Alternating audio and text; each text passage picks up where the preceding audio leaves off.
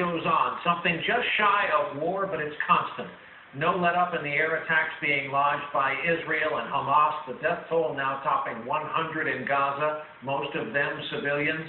And Israeli Prime Minister Benjamin Netanyahu said today he won't be swayed by international pressure as Israeli tanks continue to gather on the border. Our veteran Middle East correspondent Martin Fletcher in Tel Aviv for us tonight. Martin, good evening. Brian, Israel says it destroyed 2,000 rockets in Gaza, but there are many more targets to hit. And the army says it's all set to invade Gaza. All the army needs now is the government order. Gaza's death toll passed 100 today. Palestinians killed in Israel's 4-day assault. But Israel insists it's trying to limit civilian casualties. And this is how. They call it the knock on the roof. A neighbor shouts, warning, warning.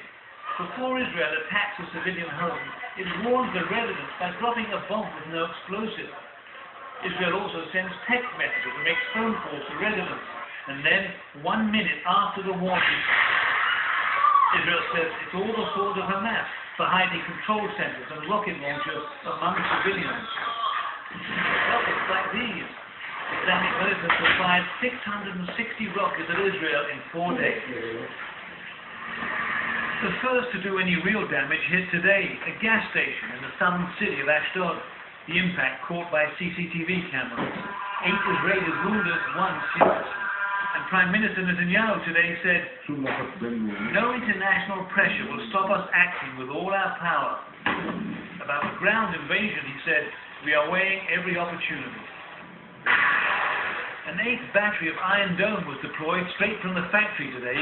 The anti-rocket system has knocked out almost all the Palestinian rockets threatening cities.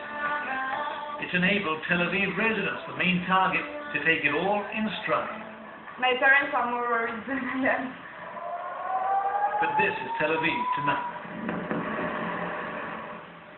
Today, Hamas warned foreign airlines not to fly into Tel Aviv. They said they'll attack Ben Gurion because it's also a military airport, but no rockets have fallen nearby, and there's been no change in the airport's routine. Right? Martin Fletcher.